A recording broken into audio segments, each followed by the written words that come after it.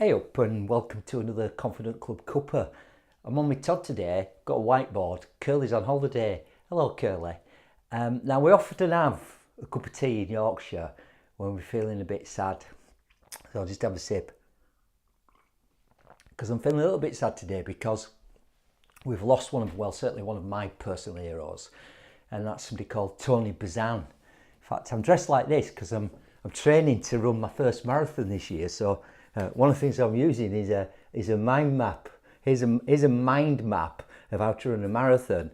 This is a wonderful book. Even if this might be a bit longer, this Cuppa, so if you switch off now, go get this book, Mind Mapping by Tony Buzan.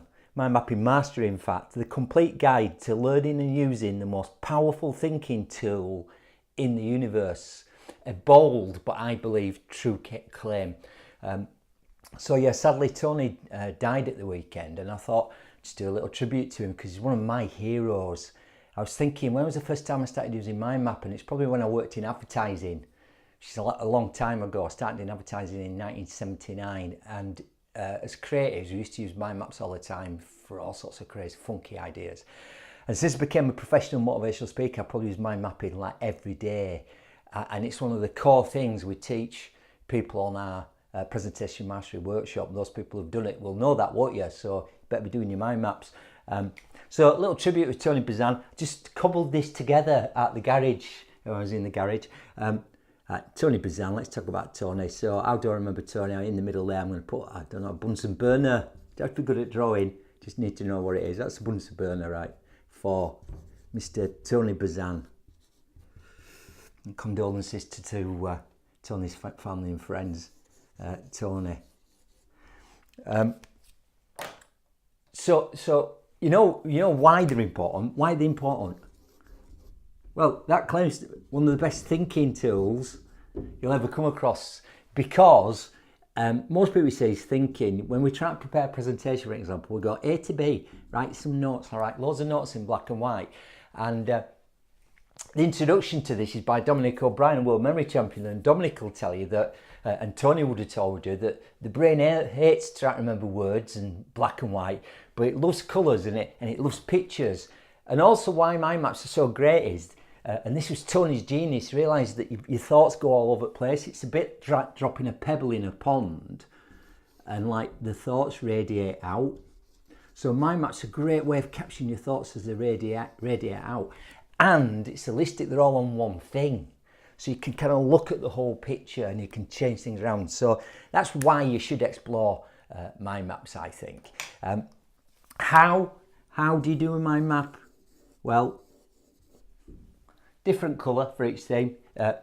Big words about the length of the thing. This is how you do them. And then as thoughts occurs, you can have like little branches off them, right? So collect random ideas. Random, that says. So you do it the way it goes. I'll stick it there for now because I might be able to make a connection with that idea to something over here later, right? Use pictures. It's much better to use a picture because your brain will find it easier to remember a picture than it will lots of words, right? So key thought, key word, lots of pictures. Make them 3D as well. It's quite good. Will make it more memorable. But, you know, get Tony's book, is what I'd say. There's loads of other things. There's software. There's all sorts of ways of getting mind maps. I mean, I love to actually physically draw. And this is my mind mapping book. This is a mind map on how to deal with difficult questions, right? And create your own style. Tony would have told you there's some guidelines, but come up with your own style that works for you. So learn how to do them. And what kind of, if you do learn and use different colours, and what sort of results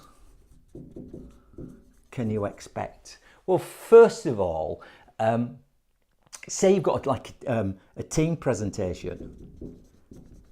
Well, you can do a whole team thing and you can say, well, that's your bit. That's fine. Same colour in it, that doesn't matter. Do it with a pink instead.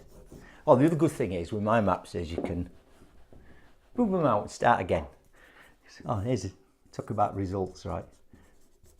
It's great for results. There's a lot of research that kids in when they go This is an exam room, loads of desks with kids sat at desks. Well, that's what it's like when I teach you walking past, right? Great in exams. This isn't a Cuppa on how to do a mind map. I just want to sell you on it, right? What colour haven't we used yet? We've not used green, right? So they're really important. Go learn how to do them. The results you get will be amazing. So don't write a load of notes, try to remember a presentation. Do a mind map, and it's lots more fun as well. And you can carry that mind map in your head into the presentation if you want. So let's just finish with what if. Well, what if, first of all, you got this book? What if you also got this book? I don't know if this book's still in print, the Buzan organisation, if you're watching this. When was this published? This was published in 1994. Buzan's Book of Genius. Tony is not in this, but he should be. This is a fantastic book. Millions of sales worldwide, Tony, since he started his career. He's going to be incredibly sadly missed. So what if you got a mind mapping book? What if you try to search that book down? One of my favourite books of all time. But what if, most importantly, you were to make a commitment to go explore mind mapping? If you've explored it before, revisit it. But most importantly, Tony's vision was to like educate the world. So go teach mind mapping to like a really small person called a child. So thank you, Tony Buzan. In fact, let's write it on here. Thank you, Tony Buzan. You were, and you will always be, a genius. I'll see you there.